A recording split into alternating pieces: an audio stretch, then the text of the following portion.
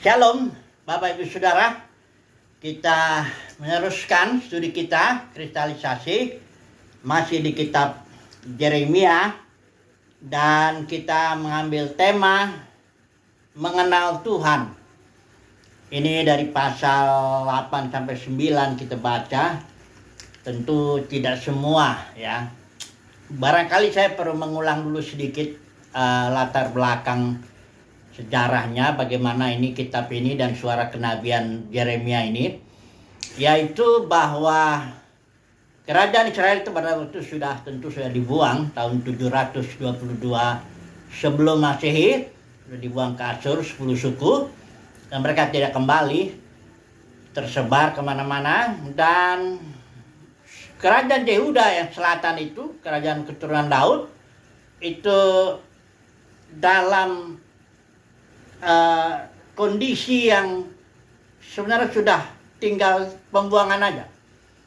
Jadi Yeremia melayani mulai dari zaman Josia. Raja Josia ada 5 itu raja. Raja Josia ya, di tahun keberapa Yeremia itu, belasan, baru dia melayani. Yeremia melayani 47 tahun, lama sekali ya. Habis Josia ada Yoas, itu satu raja. Ini ya hanya satu raja yang baik. Yoas itu yang hanya 3 bulan saja dia jahat. Kemudian Yoyakim itu juga raja jahat, cukup lama itu, belasan tahun juga. Kemudian Yoyakin itu cuma 3 bulan juga. Dan yang terakhir Sedekia itu hampir ya belasan tahun juga lah ya. Nah, di zaman inilah pembuangan sudah 3 kali ya terjadi. Di zaman Yoyakin, zaman Yoyakim juga sudah ada serbuan pertama Raja Babel itu.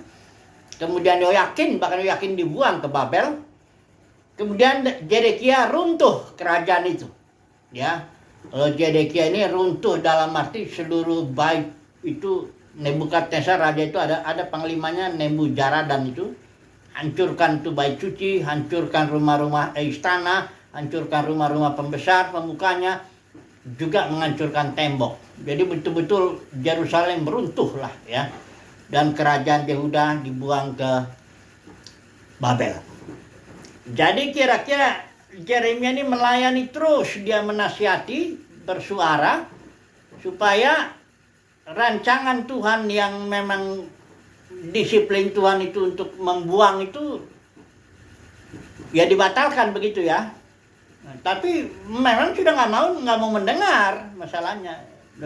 Kerajaan Yehuda ini udah nggak mau dengar lagi. Nah, tegurannya dan diperparah ini kondisi kerajaan Yehuda ini dengan banyaknya nabi-nabi palsu, imam-imam palsu. Ya, selain rajanya juga jahat. Coba dulu kita baca tegurannya, kita ingatkan dulu pasal 8 ayat 10 sampai 11 ya. Kita lihat dulu di sini. Perhatikan. Sesungguhnya dari yang kecil sampai yang besar, ini saya bicara soal nabi dan imam-imam ini. Sesungguhnya dari yang kecil sampai yang besar semuanya mengejar untung, baik nabi maupun imam. Semuanya melakukan tipu. Mereka mengobati luka putri umatku dengan memandangnya ringan.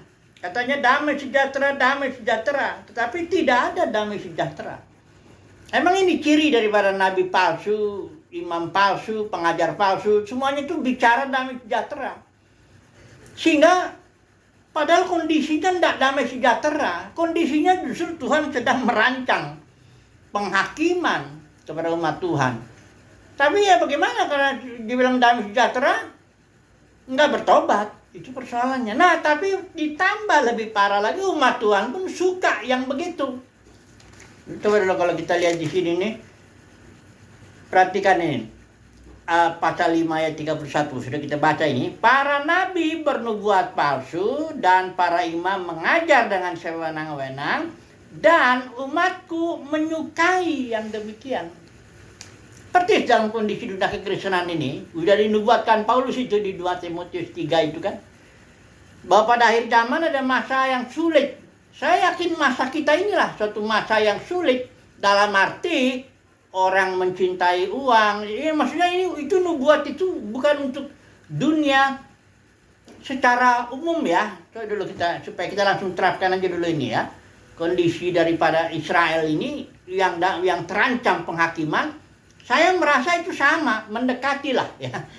Dengan kondisi dunia kekristenan yang terancam juga oleh penghakiman. Dari mana saya tahu? Dari Alkitab aja. Nggak usah dulu kita kayak bernubuat dapat wangsit atau apa. Nggak usah lah.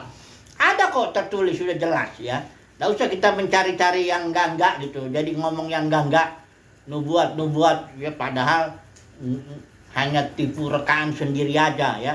Pencurahan roh akhir zaman ya, tuayan akhir. Tuayan itu untuk jiwa yang udah matang, bukan untuk tuayan jiwa besar-besaran. Nggak pernah terjadi yang begitu ya. Penuaian itu selalu yang sudah matang itu yang dituai. Jadi nggak semua orang Kristen dituai. Yang sudah namanya orang kalau ngambil buah itu, kalau misal buah sulung lah, kalau petani di Israel itu tahu. Dilihat dulu yang udah matang itu yang lagi, saya kira semua petani ngerti lah. Yang masa diambil yang mentah-mentah, yang nggak mungkin. Tapi selalu ada suara nabi-nabi palsu ini, guru-guru palsu ini, wah akan tuayan pencurahan roh besar-besaran lahir zaman, tuayan besar-besaran, jiwa-jiwa dituai, gereja, gedung-gedung denominasi maksudnya penuh dan sebagainya. Itu kan hanya ngomong damai sejahtera aja, itu tidak akan terjadi begitu. Justru Paulus berbicara di akhir zaman ini. Perhatikan judulnya ini, keadaan manusia di akhir zaman.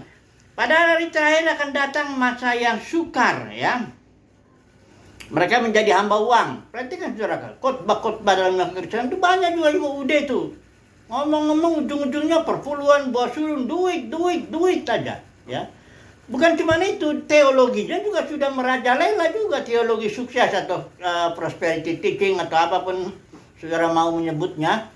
Tapi intinya pokoknya Tuhan itu baik, ini guru palsu cirinya ya. Tuhan itu baik, Tuhan itu penuh kasih karunia, Tuhan itu, dan dia ingin diarahkan ke hal yang jasmani. Engkau sehat, kuat, makmur, kaya, apa semua yang jasmani lah. Padahal kerajaan surga itu bukan soal makan, minum, pakaian. Itu kan di surat Roma pasal 14 ayat 17 sudah jelas. Kerajaan surga bukan soal makan, minum, pakaian, tapi soal damai sejahtera, sukacita, kebenaran, damai sejahtera dan sukacita oleh Roh Kudus, soal batinia. Bukan berarti Tuhan tidak peduli makan, minum, pakaian. Saudara lihat waktu Yesus mengadakan mujizat itu, 5 roti 2 ikan yang ditulis di Injil Yohanes itu Yesus bukan karena dia lihat itu 5.000 orang minta roti, enggak. Yesus langsung tahu mereka. Dan di bagian lain di Injil itu dikatakan, sudah 3 hari mereka mengikuti aku, nanti kalau saya suruh pulang nanti pingsan di jalan. Malam murid-muridnya bilang, suruh pulang aja, ini tempat sepi ini, cari di kampung-kampung penginapan, cari makan di situ.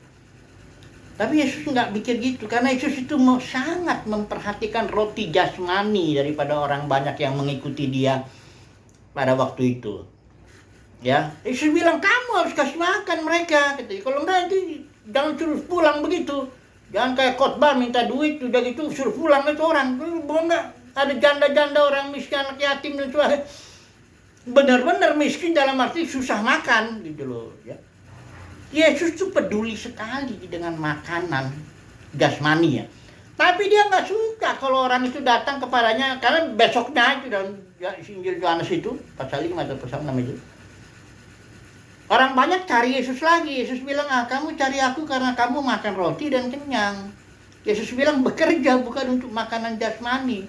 Aku yang memberikan roti hidup. Aku memberikan kerajaan surga. Ya. Nanti cari dulu ini kerajaan surga ini. Nanti kan yang lain ditambahkan. Jadi guru palsu itu, nabi palsu selalu ngomongnya begitu. Kadang-kadang saking palsunya tuh dia bilang, ada juga berkat rohani, ada juga berkat jasmani, ada juga semuanya. Nah, umat Tuhan masalahnya menyukai yang begitu. Ini sesuai dengan nubuat Paulus ya. Selalu mereka mengumpulkan guru-guru palsu di bagian lain ya, untuk menyenangkan telinga umat Tuhan ini. Jadi susah ya. Jadi kenapa makmur itu guru-guru palsu itu? Kenapa makmur nabi-nabi palsu? Ya mereka menjual sesuatu yang banyak pembelinya kan gitu. Kan dagang itu semuanya mereka itu. Ya, dagangan firman. Firman tanda kutip, bukan karena itu, bukan firman itu. Dagang. Ya, ada yang langsung dagang, minyaknya pun didagangin juga. Tapi laku. Banyak pembeli umat. Beginilah kondisinya Israel ini. Kerajaan Yehuda. Sehingga ketika Yeremia ngomong, malah Yeremia yang mengalami penganiayaan dia. Dan nanti kita lihat terus pasal-pasal berikut itu. Kita lihatlah seluruh kitab Yeremia itu. Ini Yeremia itu nabi asli. Selalu dia menyatakan yang sebenarnya. Jadi dunia kekristenan yang sebenarnya ini denominasi, ini bukan gereja. Itu gereja awalnya itu organisme. Yang ini kerajaan-kerajaan manusia, ini ribuan denominasi, ini itu bukan gereja. Walaupun sudah diajarkan ini dalam, saya sebut lagi satu buku ini, Systematic Theology Berkhof. Di halaman berapa ini? Oh, saya nggak tandain, 400. Oh, ini halaman 560. Ini Luther yang pertama ngajar bahwa gereja itu ada dua, ada visible, invisible. Yang visible itu yang kelihatan dengan mata, itulah dia Presbyterian lah, entah Episkopal, entah Pentekosta, karismatik, apa semua yang kelihatan itu, ya, dengan mata, baik gedungnya, programnya, organisasinya, orang-orangnya, apa semuanya. Itu dibilang gereja. Visible. Dari mana lah itu? Kan ada sejarahnya sudah banyak, tapi enggak waktunya saya bicara itu. Tapi gereja itu awalnya jelas organisme tubuh, ya. Otoritas yang berlaku itu otoritas hayat. Ini nanti saya singgung sedikit. Yang di sini sekarang itu otoritas manusia campuran lah. Denominasi itu campuran otoritas manusia plus otoritas Roh Kudus juga. Tergantung denominasinya. Kalau Roh Kudus banyak bekerja, ya banyak bekerja di situ otoritasnya. Tapi kalau hanya enggak, ya hanya lembaga aja ya. Otoritas manusia itu hierarki kelihatan dari otoritasnya itu. Nah ini enggak banyak orang mau ngomong kondisi sebenarnya daripada dunia kekristenan ini, ya. Kalau dia ngomong karena nggak laku, karena ini bukan jualan ya, memang nggak jualan kok kayak saya gini, saya nggak jualan kok. Ya nggak dapat duit dari dunia kekristenan, uang, jabatan atau apa, enggak. Memang saya nggak punya jabatan apapun, ya. Saya nggak dagang, ya. Tapi kalau nabi palsu, guru palsu itu dagang betul itu. Karena mereka dapat uang, jabatan, makan, bahkan kaya, bisa ratusan miliar, bahkan bangga. Dalam pelayanan ini saya kumpulkan ratusan miliar. Karena dia kan tarik orang. Denominasi itu kan, dari kisah Rasul 20 bilang, di antara kalian dengan ajaran palsu kalian tarik orang kepada dirimu. Bukan tarik orangnya aja, duitnya juga. Entah ajaran perpuluhan lah, entah buah sulung, entah janji iman lah, entah semua. Ya, menabur lah, ajaran menabur itu dah arti menabur duit gitu. Dagang semua, cuman masalahnya umat Tuhan di akhir zaman, telinganya ada problem. Beginilah kondisinya, ya. Dan dikasihlah suatu kalimat yang kita akan bahas ini, seberapa nanti kita bisa bahas ini, ya. Yaitu pengenalan akan Tuhan. Karena ini kuncinya pengenalan akan Tuhan. Dalam arti yang sebenarnya, ya, pengenalannya itu, ya. Coba dulu kita lihat ya, pasal 9 ayat yang ke-24. Tetapi siapa yang mau bermegah, baiklah bermegah karena yang berikut. Artinya jangan bermegah hal yang lahir, ya, jangan dulu, ya. Jangan karena uang, jabatan, kedudukan, penampilan, pendidikan, jangan dulu, ya. Jangan dimegahkan yang itu, karena itu enggak, bukan itu yang harus dimegahkan atau dibangga-banggakan, bukan itu. Popularitas, duit, bukan itu, ya. Malah dosa kalau orang membangga-banggakan yang kayak begitu. Itulah dia yang terjadi dalam nabi palsu, guru palsu itu. Mereka bilang justru ini tanda orang diberkati katanya. Kalau dalam dunia kekristenan ditanya orang, dibikin survei lah. Nggak usah lah banyak-banyak, 100 orang aja. Dari segala denominasi, segala 100 orang. Apa tanda orang diberkati? Udah pastilah yang dibangga-banggakan itu. Tapi Alkitab bilang begini, siapa yang mau bermegah, baiklah ya bermegah karena yang berikut. Bahwa ia memahami dan mengenal aku. Bahwa akulah Tuhan yang menunjukkan kasih setia, keadilan, dan kebenaran di bumi. Sungguh semuanya itu kusukai. Artinya yang ini yang disukai Tuhan. Yang lain nggak disukai Tuhan kalau orang bangga-banggain itu. Sungguh semuanya itu kusukai, demikianlah firman Tuhan. Nah ini yang mau kita bahas, ya. Bagaimana kita bisa mengenal Tuhan? Kira-kira begitu jadinya temanya. Ini obat, ya. inilah solusi, karena suara Yeremia itu bukan hanya menegur, ya, tapi harus ditegur dulu, kayak dokter. Ya, kalau dokter ada beberapa dokter kan yang nggak tahu kenapa nggak dikasih tahu penyakitnya, nggak jelas gitu, langsung kasih obat aja, nggak gitu. Kalau Alkitab itu firman Tuhan tuh kasih tahu dulu penyakitnya tuh ini. Setelah itu solusinya ini. Nah, ini walaupun memang tentu karena orang yang mendapat kasih karunia lah yang bisa mengenal Tuhan ini. Ya, jadi kalau soal itu udah jelas, sudah nggak usah lagi kita bahas itu ya. Bahwa orang hanya bisa, Yesus bilang nggak ada seorang pun dapat datang kepadaku kecuali Bapa kasih karunia itu. Ya, nggak bisa itu karena kita sudah mati jatuh dalam dosa. Perhatikan dulu ini ya, dua pohon ini ya. Kita mundur dulu ya dari Taman Eden supaya jelas nanti ke sini. Maksudnya pemahaman, pengenalan akan Tuhan itu yang mana. Manusia jatuh dalam dosa itu karena dia makan pohon pengetahuan atau pohon maut sebenarnya itu. Istilah Ibrani kalau kau makan mati, itu istilah Ibraninya mutamut, artinya dying, you will die. Artinya begitu kau makan, engkau langsung dalam proses mendapat jenis hidup yang namanya kita bilang maut. Maut itu jenis hidup ya, bukan kuburan. Enggak. Maut itu jenis hidup dalam kitab Ibrani yang dikuasai iblis. Engkau langsung dapat itu jenis pengetahuan, jenis hayat, jenis hidup yang adalah maut yang dikuasai iblis. Tapi engkau akan punya pengetahuan, engkau akan tahu mana yang baik, mana yang jahat ya, dengan hidup itu ya. Tapi hidup itu berproses, akhirnya kepada you will die, kematian jasmani. Itulah artinya dalam Kejadian 1 yang 1 itu berapa itu? Yang 17 ya, ayat berapa itu? Yang mengenai kalau kau makan pohon ini kau mati ya. Jadi Adam begitu makan, makanya bilang upah dosa maut. Begitu ada makan itu buah, karena dia langsung mendapat jenis hidup yang namanya maut. Karena upah dosa itu maut, bukan neraka kekal ya, jangan ngawur lagi. Maut yang dikuasai iblis, tapi Adam punya pengetahuan, dia baru tahu, oh ini baik, ini jahat. Sebelumnya dia nggak tahu, ya. Nah, pengetahuan inilah yang membuat orang beragama. Cenderung, bukan cenderung, semua manusia itu senangnya, karena agama itu, kalau saya lihat di kamus-kamus itu ajaran atau sistem yang mengatur peribadatan atau mengatur ya penyembahan kepada Tuhan lah. Ajaran yang baik, yang jahat, begini, begini. Semuanya orang cenderung begitu. Nah itu tapi nggak bisa mengenal Tuhan dengan, kita nggak bisa mengenal Tuhan dengan pohon hayat, pohon maut itu, nggak bisa. Kenapa? Karena itu pohon maut dikuasai iblis ini. Makanya orang Farisi ahli Taurat, Yesus bilang di Yohanes 8 itu ya, bapakmu iblis. Itu Yesus nggak sedang menghina kada ada orang kau anjing babi. Enggak, dia nggak menghina begitu. Itu Yesus sedang mengatakan realita. Apa adanya, memang bapakmu iblis. Kenapa? Karena sekalipun kau beragama, orang Farisi Taurat, tapi kau hidup di alam maut itu, ya. Karena akulah I am the life, kata Yesus kan. Akulah hayat yang disimbolkan oleh pohon kehidupan, tapi kau kan nggak mau terima aku. Itu sebabnya bapakmu iblis, karena memang hayat maut itu dikuasai iblis, memang bapaknya iblis. Makanya orang Farisi itu membunuh Yesus. Itu orang-orang beragama loh. Orang-orang yang terhormat. Oh itu Sanhedrin dengan imam besar Kayafas, 70 orang anggotanya. Oh di situ ada Yusuf Arimatia orang kaya. Ada di situ Nikodemus orang terhormat. Ada di situ Gamaliel bahkan dia.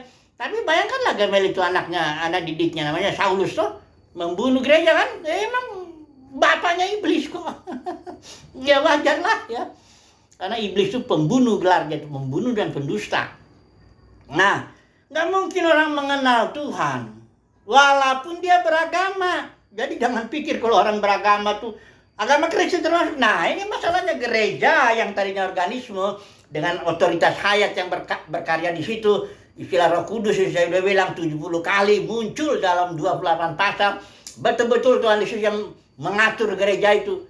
Pecahlah gereja ini menjadi ribuan itu artinya menjadi ribuan agama. Ya. Dalam kategori Kristen masih disebut Kristen, walaupun ada yang bilang oh ini udah bidat, ini sesat, itu biarin aja. Itu sudah jadi agama.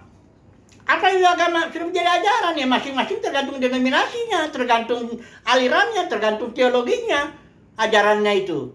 Ya harus ada yang bilang begini, bagaimana ada ajaran perpuluhan, buah sulung, ada yang bilang oh enggak ini gini, itu enggak masalah. Persoalannya kalau orang itu dalam hidup dari pohon pengetahuan nggak ada gunanya juga. Kita nggak bisa mengenal Tuhan dengan pengetahuan, dengan keinginan, dengan perasaan, nggak bisa. Walaupun kalau kita mengenal Tuhan ya tentu dipakai itu semua, otak kita dipakai. Nah, jadi bagaimana mengenal Tuhan? Ya ini pohon hayat, pohon kehidupan ini. Ketika Yesus datang, Yohanes 10:10 itu. Aku datang supaya mereka mempunyai hayat. Ada itu hayat tuh, istilah Yunani zoe. Jadi istilah Yunani untuk hidup itu ada 3. Kalau bahasa Inggris kan life aja begitu. Kalau bahasa Indonesia hanya hidup, hayat sama aja, nggak bisa dibedain. Kalau istilah Yunani ketahuan bedanya. Kalau orang pakai istilahnya bios, hidup juga itu, tapi hidup secara umum atau yang akhirnya jadi istilah biologi itu kehidupan yang agak rendah lah ya, biologi tumbuh-tumbuhan. Kalau orang bilang suke, itu kehidupan yang dijalani oleh kehidupan jiwa. Ya, kehidupan yang didapat ketika manusia mendapatkan pohon maut itu, kehidupannya namanya dibilang suke dalam istilah Yunani. Baru yang satu lagi zoe. Itulah jadi kehidupan yang dijalani oleh Elohim sendiri. Nah, orang kalau mengenal Elohim, mengenal Tuhan, nggak bisa kecuali dia mendapatkan zoe itu dan menjalaninya. Ya. Dan doa itu di mana? Hidup itu ada dalam anaknya, dalam Yesus. Nggak ada yang hilang lain. Nggak ada. Orang nggak bisa kenal Tuhan lewat beragama. Mau agama apapun nggak bisa. Ya, apalagi agama Kristen juga nggak apa yang bisa. Orang ritual begitu hanya begini, ajarannya begini, nggak bisa. Hanya masalahnya dalam Kristen ada juga otoritas Tuhan, ada Roh Kudus. Jadi campur aduk lah akhirnya. Tapi kalau mau nanti yang murni, saya sebentar sebelum ambil kesimpulan kita bagaimana kalau saudara dan saya memang rindu mengenal Tuhan dalam arti betul-betul mencari Tuhan ya, bukan cari uang, jabatan, cari kekayaan, cari untung dalam pelayanan aja. Kalau gitu udah susah ya, kalau udah gitu susah. Kalau orang bicara oh saya mau melayani Tuhan, tapi banyak cengkuneknya kalau istilah orang Medan. Susah itu sudah, nggak mau mengenal Tuhan udah repot ya berarti. Tapi kalau memang saudara dan kita mendapat kasih karunia, karena itu kasih karunia. Tanpa kasih karunia kita nggak mungkin mengenal Tuhan. Nah ini loh kalau mau, nanti saya ambil kesimpulan solusinya. Kalau mau mengenal Tuhan ya dalam arti yang sesungguhnya. Coba saudara lihat ya, atau gini saya contoh sebentar Ayub. Ayub itu beragama loh, ya. Dia tuh sangat, bahkan Tuhan bilang nggak ada orang yang lebih jujur jujur, saleh dalam persembahan. Tapi saudara tahu enggak ya pengenalan Ayub itu akan Tuhan? Itu masih pengenalan akan dari kata orang. Kalau saudara baca Ayub 42 ayat 5, di situ Ayub ngaku, hanya dari kata orang saja aku mengenal engkau. Tapi sekarang setelah Ayub mengalami bentukan proses hajaran Tuhan, itu maksud Tuhan itu Tuhan yang merancang itu. Ayub kehilangan ini supaya pengenalan Ayub dikoreksi lah. Jangan pengenalan dari kata orang. Ini pengenalan agama ini dari kata orang. Ya kalau katanya Tuhan baik, katanya Tuhan itu kasih, katanya Tuhan yang menyembuhkan, itu katanya. Kata teologi ini begini, kata teologi itu begitu. Itu pengenalan katanya, kata orang. Nggak bisa. Memang mengenal Tuhan perlu disiplin, dihajar, diremukkan. Kayak Ayub gitu. Akhirnya Ayub bilang, sekarang mataku melihat engkau. Ya Ayub 42 ayat 5 ya. Kalian bisa baca itu. Jadi pengenalan itu nggak sama ya. Beragama itu jangan berarti sudah mengenal Tuhan. Ayub itu beragama juga. Dia itu di awalnya kehidupannya udah sangat terhormat. Bahkan Tuhan sendiri bilang, ini nggak ada orang yang kayak gini nih, jujur apa semua baiklah ya. Karena memang manusia ketika makan pohon pengetahuan itu ya, itu kan ada baiknya ya. Jangan curhat berarti orang baik masuk surga gitu ya. Enggak tentu begitu ya. Makanya pernah tuh Watchman ini bikin, saya sudah tahu, saya nggak pernah baca tuh traktat ya, orang baik masuk neraka, orang jahat masuk surga ya. Saya udah tahu tuh, dia akan menjelaskan bahwa orang baik tapi nggak menerima hayat Kristus itu, nah itu ya Nah, orang jahat kalau dia terima hayat ini ya masuk. Kira-kira begitu ya. Jadi itu dulu ya. Hayat ini, joy, istilah Yunaninya. Itu ada dua gunanya setidaknya. Joy yang kita terima ketika lahir baru itu Petrus bilang kau dilahirkan bukan oleh benih yang fana, tapi benih yang tidak fana melalui firman. Ya. Yesus itu adalah firman dan itulah joy itu. Ya, ketika Yesus nyambur memberikan joy, ya. Benih firman. Karena Yesus bilang, tapi dengan cara nggak gampang itu. Bukan hanya khotbah-khotbah. Yesus itu memberikan firman benihnya itu dengan cara dia mati. Karena Yesus bilang, kalau biji gandum nggak jatuh ke tanah dan mati, ya tetap satu biji. Nggak bisa. Jadi Yesus dengan mati, bangkit, naik ke surga, memberikan roh pemberi hayat. Life-giving spirit. Nggak gampang memberikan Yesus itu. Ada harganya, saudaraku. Kita mendapatkan hayat. Oh, dahsyat sekali. Inilah kasih Tuhan itu bagi kita. Dengan hayat inilah kita bisa. Karena di dalam Yohanes 17 ayat 3. Isulah tertulis ya. Inilah hidup kekal. Istilah terjemahan lain itu hidup kekal. Tapi sebenarnya inilah joy. I am the joy. Inilah joy itu. Bahwa mereka mengenal Engkau satu-satunya Elohim yang benar. Dan mengenal Yesus Kristus yang diutusnya. Bagaimana caranya? Ini hayat. Kalau nggak menjalani hayat, nggak bisa kenal itu. Seperti kita, ikan mana mungkin kenal kita. Kenapa? Kita beda hayatnya. Hayatnya ikan, ya begitulah yang membuat dia berenang dengan gayanya dan karakteristiknya. Nggak bisa dia kenal kita. Karena kita punya hayat yang lain, ya. Itu hayat bios ya, biologi itu. Kita ini hayat suke yang kita secara lahiriah kita dapatkan. Nggak bisa. Kita harus sama hayatnya dengan menjalani hayat yang sama, baru kita bisa mengenal dia, ya. Baru kita bisa memahami, oh pikiran-pikirannya seperti ini, pikiran Tuhan, maksud Tuhan, tujuan Tuhan, visi Tuhan, semuanya kita mulai mengerti. Bertumbuh ya dalam hayat. Makanya Yohanes 10 mengatakan, aku datang supaya mereka mempunyai hayat dan mempunyai hayat ini dalam segala kelimpahan bertumbuh dia. Bukan kelimpahan dalam arti harta benda. Ini guru palsu, nabi palsu suka nih ngambil ayat ini nih. Yohanes 10. Oh, dibilang baca Tuhan ingin kita hidup berkelimpahan dalam arti kekayaan, kemakmuran, kesehatan yang begitu. Itu nggak ada hubungannya. Joy itu di Yohanes 10 nggak ada hubungannya dengan kekayaan. Karena kerajaan surga bukan soal itu dulu. Ya, bukan soal itu. Ini bicara soal kerajaan surga, damai sejahtera. Karena hayat itu, di dalam hayat ini, kayak saudara benih itu, kalau benih itu kan menghasilkan buah kan buah itu secara potensial ada dalam benih itu kan. Jadi dalam benih ini kalau hayatnya bertumbuh, dia menghasilkan kasih Kristus, sukacita Kristus, damai sejahtera Kristus, ya, kesabaran, kebaikan, setia yang penguasaan diri Kristus. Ya, kalau hayatnya bertumbuh. Bagaimana caranya hayatnya bertumbuh? Iya mesti dijalanin. Terutama otoritasnya itu yang mesti dijalanin. Otoritas hayat. Gereja itu otoritas hayat. Ya. Ketika Yesus bilang, aku akan mendirikan gerejaku. Itu satu dia bilang. Yang kedua di Matius 23, Yesus bilang, jangan seorang pun di antara kamu sebut pemimpin ya. Itu konteksnya.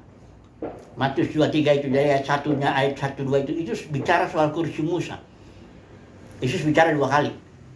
Kepada 2 kelompok.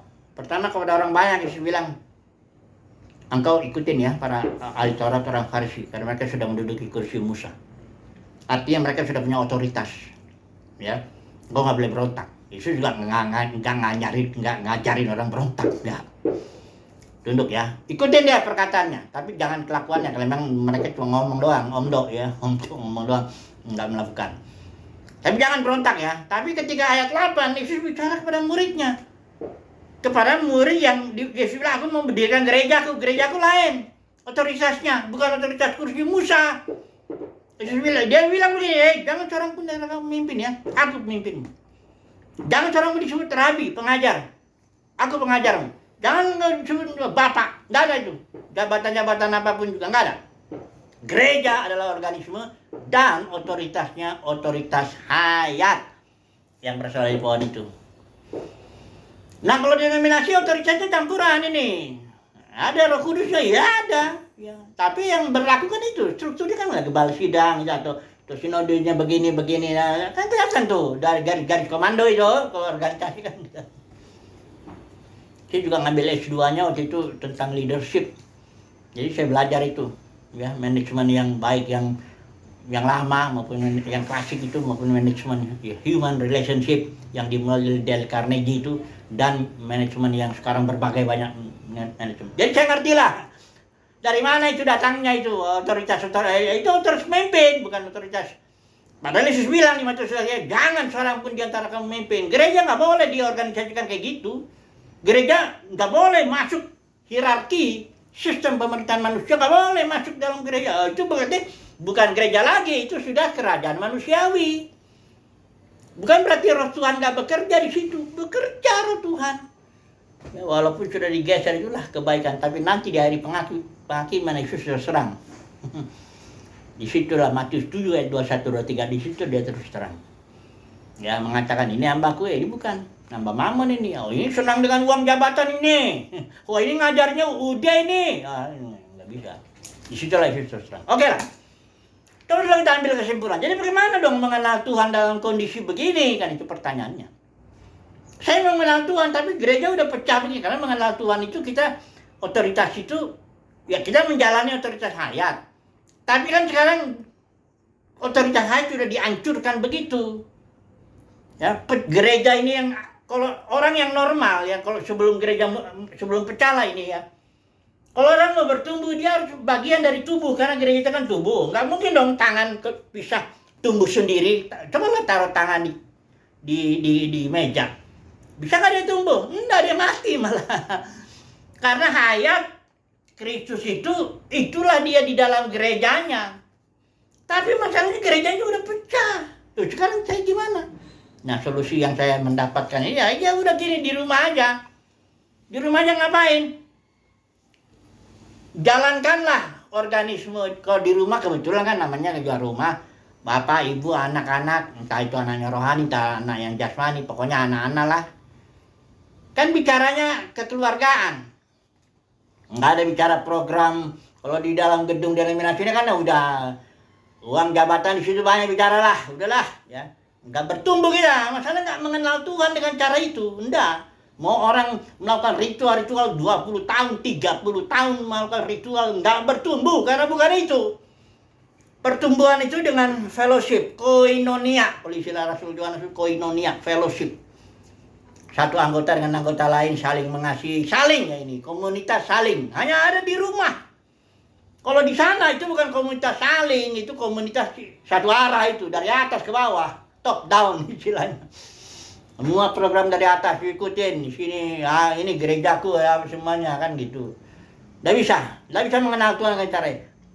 Berfellowship lah, berkeluarga lah, berhayatlah di dalam keluarga itu. Itulah sebenarnya gereja. Dalam kondisi saat ini ya, solusi menurut saya ya, dan saya yakin itu menurut firman, di rumah itulah bertumbuhlah hayat suami, hayat istri, hayat anak-anak, bertumbuhlah dia ya, mengenal